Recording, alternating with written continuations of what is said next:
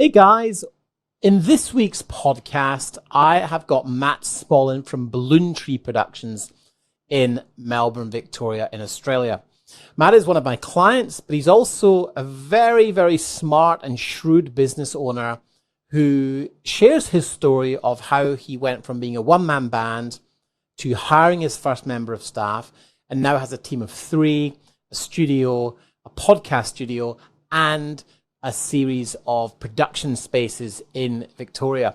Now, what he shares is the kind of mindset he had to adopt in growing out of that one-man band business and how he had to overcome those kind of reservations that many people have about hiring a team. And he shares how he went about it. He didn't just jump in and hire people full-time. He shares exactly how he did it and how authenticity plays a big part in his business and the work he does.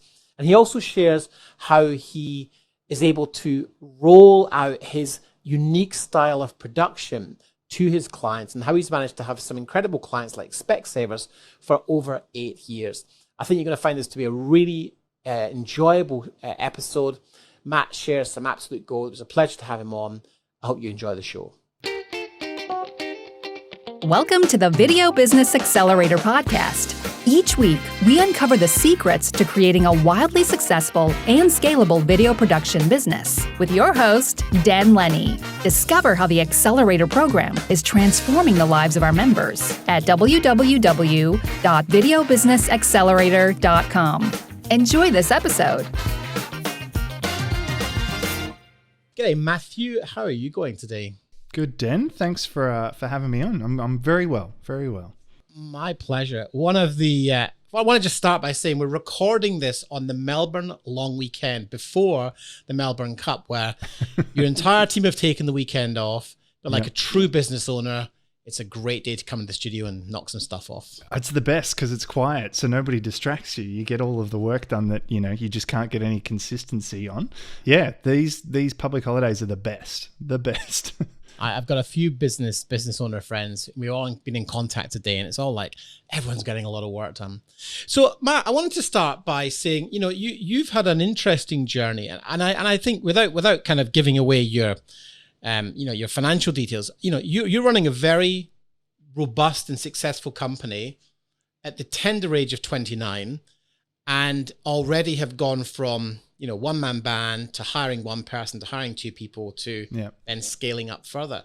Do you want to take us back to your kind of story, your journey, and help the viewers and listeners understand how you've gone about that? Sure. So I grew up in the country. I'm a Ballarat boy, born and raised, and living out in the country, there's not a lot to do. So you often find things, some people get into drinking and other people get into filmmaking, which is where I sort of found myself. So from a young age, I was always interested in creating stuff and entertaining my friends and people at school. And then sort of jump forward to uni days, I thought I wanted to be an actor. So I loved, performance, and I loved filmmaking and drama and theatre and stuff. But until I actually started working with real actors, did I actually realize that's too much for me. I can't handle that. But I still really enjoyed that tangible element of making something with a team. So I really sort of pursued filmmaking more directly, I guess. At the time, a friend of mine who I grew up with in Ballarat, his sister's boyfriend started a real estate video company. So this was talking 11, 12 years ago now, back when it was still shot on mini DV tapes and stuff like that. But it was, shooting property tours and auction profiles and all that sort of stuff. And they just needed a casual camera operator and an editor. So I was working casually around uni and kind of getting that hands-on experience working for clients and to deadlines and budgets and stuff while still studying and learning, I guess, all of the theory and putting terms to things that I kind of learnt inherently through doing it as a kid. And then when I finished university, I went full-time with those guys. So basically got a crash course in account management. So I was given a lot of different clients and told to produce stuff and then thrown a few different curveballs. So, budgets and all sorts of things and actors and working with, again, really tight timelines and clients and all that sort of stuff, but on somebody else's books. And while doing that, the side hustle of freelancing started. So I had friends of friends or mutual connections kind of go, hey, you do video stuff. Can you come shoot this conference for me or do this other thing? And it got to a point where it was probably about a month's worth of work. So shooting and editing that I sort of decided I could probably get about 3 months worth of money out of it in terms of if I just lived on meagering noodles and did nothing else and was really sort of frugal.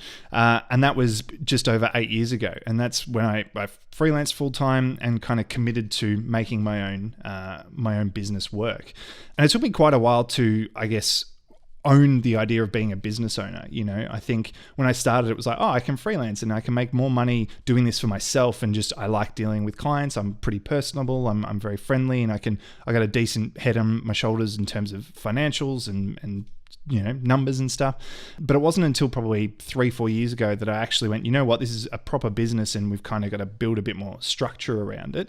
And that's led us to today where, you know, we're in Brunswick East. It's this great big warehouse conversion space. We've got a white cyclorama studio, podcast studio, team of staff, and some amazing clients. So yeah, I feel really privileged to be able to have seen that growth from just one-man banding to today. And I've kind of just stumbled through it and learned as I've gone along. So really fascinating to hear that. You kind of brushed over the bit you went from freelancer to suddenly having a studio, a team of 3, and running a pretty decent sized business. So I wonder if we can sort of strip back, because I think a lot of people listening and watching this show will be potentially freelancers who are kind of running a business, but kind of aren't. And I suppose the best way to sum that up and it is to say that a lot of people, maybe even 95% of freelancers who are running a business are actually just freelancers trying to run a business because they do everything themselves to keep all the money, which means when they're busy, they're really busy, but there's no marketing, there's no lead generation, there's no client nurture. Talk me through the process you went through from deciding I want to expand, but I'm going to have to hire someone or start hiring other people. Can you share a bit of that journey with us? Sure. I think maybe before we get into the hiring people, probably a little preamble to that's useful. So all of the clients I had when I started freelancing were word of mouth and referral clients. So people that knew of me either directly or through a couple of people removed. And so you've already got a really strong connection. Somebody's recommended you or they've seen your work and that. But I realized very quickly that could easily get taken out of the equation if you didn't do a good job and make people feel really valued when you were there doing stuff for them. So from day one, I probably didn't acknowledge it directly, but I've always been really conscious about giving a really excellent experience to our clients and our customers. So I'm sure they wouldn't mind me saying, but Specsavers are one of our biggest clients, and I've worked with them for almost 7.5, 8 years. So since I started freelancing as a one-man band, I got in there, and they're a massive company. They started in the UK years and years ago. They've been in Australia for over 10 now. They've got money and they could go anywhere else and find bigger production companies especially when I started. But the reason that they've kept coming back to me is because of the relationship that I have with them. It's about really getting to know them and their brand and their wants and needs and their pain points and how to communicate all of that stuff and how to communicate to their audience, whether it's internal, external, whatever. So there's been a huge focus from the start. When it got to a point where I was too busy to handle everything myself, as I'm sure every freelancer gets to that point, building the team, it was really important to have people that fed into that culture. I didn't want people to just kind of clock in, clock out, and just come in, do the work and leave. It was really about giving that experience to clients so they felt like no matter who they spoke to in our team, it was still the experience. And so it took a little while, but it was, they'd call Matt. It was, hey, Matt, can you come do a video? Hey, Matt, can you do this? And it was a really conscious effort to shift that from, hey, Matt, can you do this? To, hey, Balloon Tree, can you do this?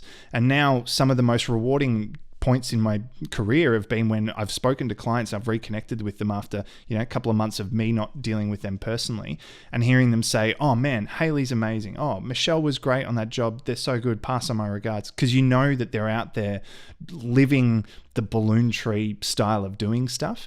And it's really, it's crucial. It's down to that thing at every point. You know, you could be cheaper, you could be more expensive, you could be more experienced, whatever. But I think if people don't like you and like working with you, you've got such a uphill battle. So building a team around that culture was crucial to be able to expand and keep it sustainable, I guess. I love it. And I've met, Hayley a couple of times, and she really does live the Balloon Tree values, because you've got very clear guidelines around what they are. So you hire. So who was your first hire, and why did you hire, and what was the process? So first hire was Scott. So Scott was our editor. We tend to work with him a little bit now, but he's moved on to some stuff with ABC here and just, he's doing great things. But when I first hired him, it was because he understood the way my brain worked and the way I'd approach something. You know, I have always been drawn to leadership. I love directing. I love, managing people, but I've never been, up until, I employed Scott, a boss basically, and somebody that would dictate, here's your job description, here's your tasks and whatever. So having somebody that fit in with the way I approached an edit and problem solving with that kind of work was really key. And then also he took the place of me whenever I was away. So if I was, God forbid I took a holiday, he'd basically man the emails and the phones and look after all that stuff. And I knew that I could trust him to conduct himself the way I'd want Balloon Tree to do. Then when that kind of hit capacity, it was like, well, I'm getting an editor. He's a great producer, but he's an editor predominantly.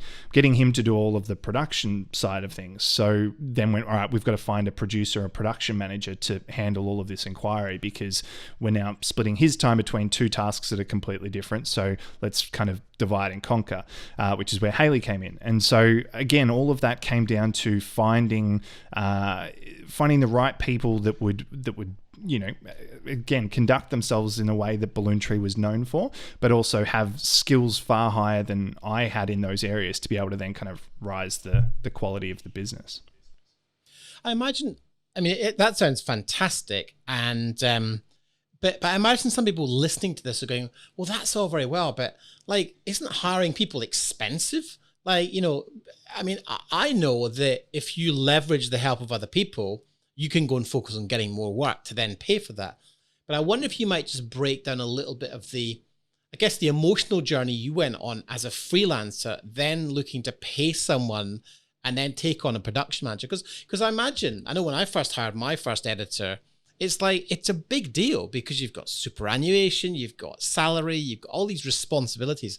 How did you go about that process? Sure. So with Scott, it was a bit different. He's always been a contractor, so we've never had him on part-time, full-time, whatever. And that's worked for him because he's got other clients he works for. As I mentioned before, he's doing stuff for the ABC now, so loves the flexibility. And I knew he was coming in at a rate that, would be higher than if he was on staff. But at the same time, as I was growing, I didn't have the knowledge that there would be constant work to have him on full-time or part-time or whatever it was. So that worked really well for both of us. When it came to employing a producer, a production manager, Hayley, it was kind of a unicorn in that it's a perfect situation that just worked for both of us. And I'm very quick to acknowledge it won't happen this way for everybody. But we'd connected through, I'd made a web series a few years prior, and Hayley and her sister were also looking at developing a web series. So we connected through that, and she and her sister asked me some questions, and we sort of exchanged a few kind of nice pleasantries and emails and coffee dates and that sort of stuff. When it came to looking at hiring a production manager, Hayley's name popped to mind. I was like, she's really switched on, had a great energy about her that would fit the culture. So just reached out to her and went, hey, I'm looking for somebody to help me out. I'm not really sure what the job is just yet, but this is kind of what I'm thinking. Where are you at? How does that work for you? And she was like, cool, I'm leaving my job. I'm keen to go freelance and sort of figure it out as we go along.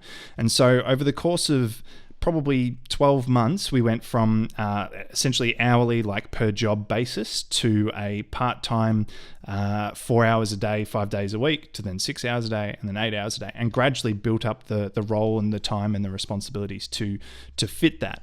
And it was a really collaborative process, because I, was the first one to say, I'm not sure what this role is, and everything's run from in here in my brain. So getting this out to you and letting you be able to run it's going to take time, because a lot of, how we deal with this client is going to be tied up in little idiosyncrasies with this person or this person.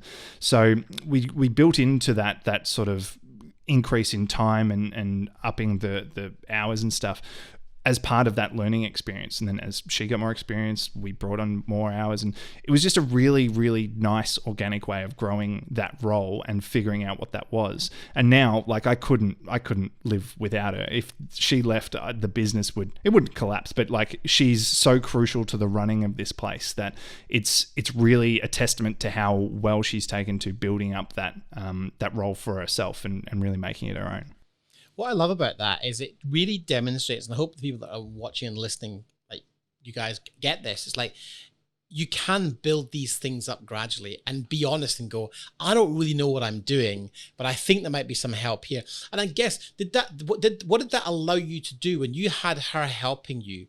How were you able to then leverage that time in a different way? Because by this stage, you've got Scott cutting, you've got Hayley organizing shoots and producing. What did that enable you to do from a business perspective? Yeah, which you step off the tools, right? So all of the editing, you would get sucked into an edit and you wouldn't do a good job unless you could dedicate hours, in a row to just sit down and work through something. So having an editor come in, all of a sudden you're like, oh man, I can do all of the little things that pop up and take last minute meetings or take last minute jobs or whatever it is, and be a bit more reactive to that stuff. Then having somebody come in and handle all of the admin and the invoicing and shoot bookings and crew, like all of that stuff that just takes time and brain power and energy, could just move off my plate. So all of a sudden found myself with this really free calendar where I could pick and choose the jobs I wanted to go on and value add to clients. So, this one would do really well if we had a director that could come on and do these things. So I'll go along to that. Or all of a sudden I could start contacting clients and setting up meetings and talking about new projects, even developing our own creative stuff that sort of supplemented the work we did. Just really freed me up to do the stuff that I loved in the first place, which was kind of hanging out with people, meeting clients and sort of getting them excited about things we could make together, rather than actually doing the legwork of making it all. It's not to say I'm not involved in that process. Like, I'm still very much across edits and shoots and talking to our crew about, what's coming up, but being able to kind of go, this is what I like, this is what I don't like, now you go away and sort it out, is just incredibly freeing from a time perspective. This all sounds perfect. So Hayley's on board, you've got Scott, at some point Michelle comes along, you take on the studio, and everything's going along pretty well. Then about 4 or 5 months ago, you reached out to me and then we began working together. So what was happening at that point which made you go, I need to reach out and find a Den or Den? I can't remember how well you knew me, but talk to me about that process.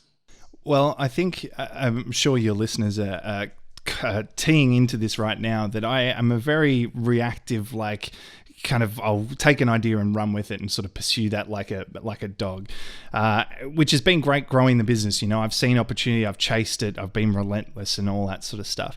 If I didn't know how to do something, I'd just go, cool, let's figure it out, and just jump straight into doing it. And we hit a point in the business where it got to a point where it was a bit unwieldy. It was kind of like, how do we manage all of this stuff and make sure that it's consistent? Because it's great having heaps of work, it's great having heaps of staff, it's great having this huge space, but if you can't make sure it all works and works efficiently, it becomes a real issue. So we engaged you. I think I was on your email list for a little while, and it was kind of that right place, right time thing where I was like, Den knows what he's doing. He's a really switched on kind of guy. This might be the perfect person to reach out to and just see if I can get some guidance. And then found the perfect opportunity to then talk about the struggles we were dealing with. And you've helped immensely in essentially building systems into the business that now everything is efficient and works really well. So you got in touch. We've been working together for about 4 months now. What have you been doing differently since you've been in the accelerator, and what did you think it would be, and how has that impacted you and your business? So we've worked with different business coaches before, and it's one of those things where, like, I understand the need for planning and the need for SWOT analysis and all of those wonderful terms that everybody talks about and says you need to do X, Y, Z. And then actually implementing it is always been like, oh, but video businesses are a little bit different, or but we do think, like we don't have staff, we've got a lot of contractors, or whatever it is, kind of becomes a different thing. We don't have a product per se. It's kind of like case by case quoting for it. So anyway, they were kind of our problems that we sort of found every time we butted up against one of these programs or working with somebody. So joining the Video Business Accelerator was just like, well, okay, it's made for filmmakers, it's made for video businesses. So somebody that understands our industry and all of the pain points for that is going to be a huge plus, because all of a sudden you understand the language and the terms we're dealing with. If we go, oh man, we got, shoot canceled because the weather was bad the day before, you understand what that means versus somebody that goes, oh, why can't you bill them the whole, whatever. So there was a real understanding on how our business would run.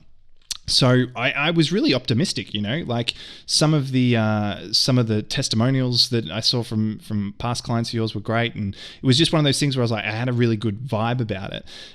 Jump forward to, 4 or 5 months later after working with you guys, and it's become, this great accountability system where there's sort of parts of the program that, Mondays we do tops, Fridays we do weekly wins, and there's all these coaching calls that happen every Tuesday. So there's a real structure around it.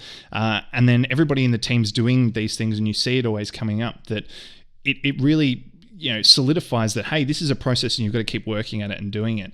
And then not to mention the events have been incredible, where, we've gone from running a business that's kind of all over the shop and really just jumping at each project as it comes in, to now essentially systemizing the whole thing, that it's the efficiencies that we've created and the time we've saved by essentially systemizing and building processes into everything has been a game changer. Like we've always been doing well, and we've looked at, numbers the last couple of years, month on month, and compared it, and there's no real busy period. There's always sort of like highs and lows, and we could kind of figure out where it is, but it's not like we could point to August and say August is the best month every year. So being able to essentially take everything that we do that brings us money and really build the efficiencies into it helps create a more consistent income base. And it's like we said, we just had our best month in probably 6 months just gone. And we talked about it here. We were like, what happened? What did we do? Did we have a big job come in? And there was nothing like that. It was just like, no, I think we just did everything more efficiently. And then it meant our throughput could be higher, and it all went smoothly, and it meant people came back and booked more jobs. And it was kind of simple, but not easy. It was hard work, but it kind of, it really worked well for us.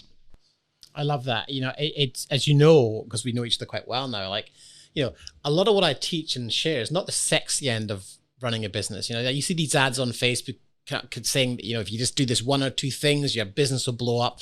Simple is not easy, but most of the answers are quite simple. And I think the biggest challenge for us as creatives is that we're very much attracted to the shiny object. And the challenge that I think you guys have absolutely embraced beautifully, and all credit to not just you, but of course Haley and Michelle as well, because your team have really gotten behind this.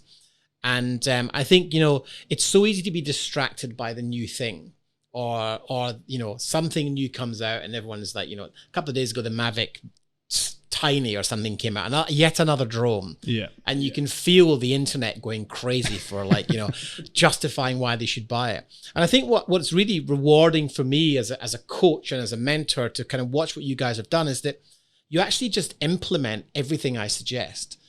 And it's actually that simple. Yeah. You've just got to do it. And I think as creators, we struggle with that. Do you think? Yeah, well, I think it's, like I mentioned before, I'm really impulsive. If I get an idea, I'll chase it down and do it. And so I think the reason that the business grew up to the point where we engaged you was because of that. It was like, cool, there's opportunity here. Why are people making this complicated? Why can't shoots be fun? Why can't clients have a good time and laugh their way through a job? It doesn't have to be like we're making art and cinema every time. Like it's, it can be goofy and crazy. And so pursuing that and just doing it was part of the challenge. So then you know, we pay you, like we're invested in your program monthly, right? So if we don't do anything, it's just a waste of money ultimately. Like, it's a fair point, you know. So it's kind of like, well, why You'd not be try surprised. You'd be surprised. Some people do like to waste money. Yeah, well, and I've wasted plenty of money doing plenty of other stuff, but it's kind of like, you know, it's a good idea. We don't know if it'll work or not work until we try it, so just give it a go. And then if it doesn't work, hopefully we've learned something valuable through that process anyway, and then we can move forward to the next thing.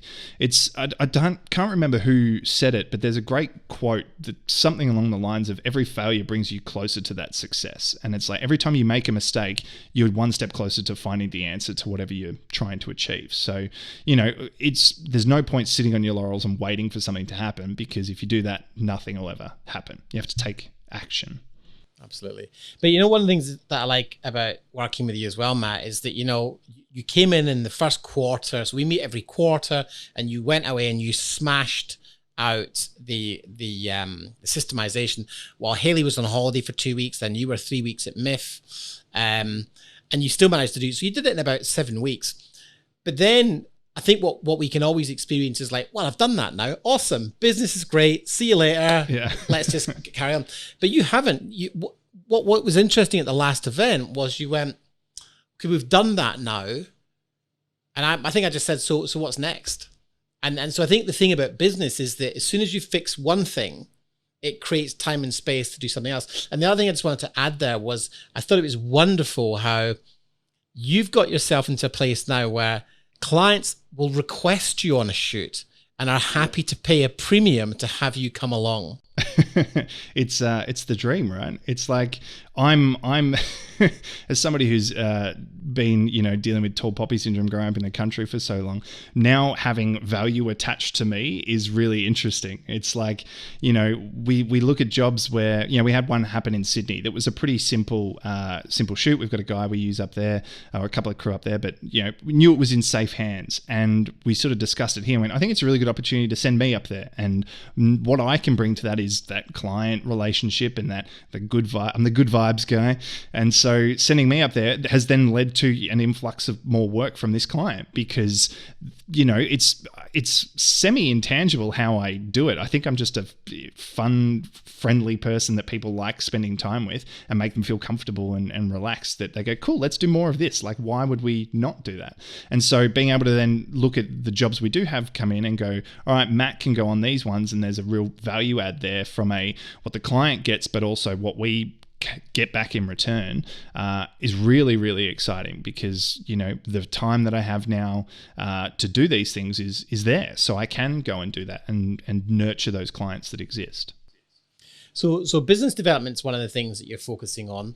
Mm-hmm. What else are you focusing on now that you've really kind of put a lot of systemization into your business? What is the next goal for the business? Sure. Well, as we mentioned, we've got a couple of studios here as well. So it's really maximizing their potential. And part of that is ensuring the team is set up to do that. Because again, it's, you know, managing studio space is time consuming, and there's maintenance and upkeep and promotions and all of that sort of stuff.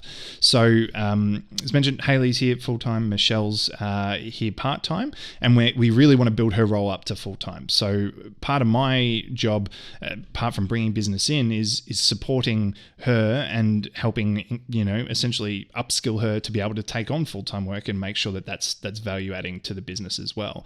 So really, you know, it all comes back to that culture thing. It's like, if you've got the right people around you that are all invested in the success of whatever you're doing, whether it's the project itself, the business as a whole, you can't go wrong. If people are all on the same page and excited about stuff, then you will always work better as a team. So yeah, it's kind of my thing now. I'm making sure that the work that's coming in is really great and pushing our team and our crew to do the best they can, but also the team we have here in the studio, in the office, are really sort of hitting their potential and owning their space that they're working in as well.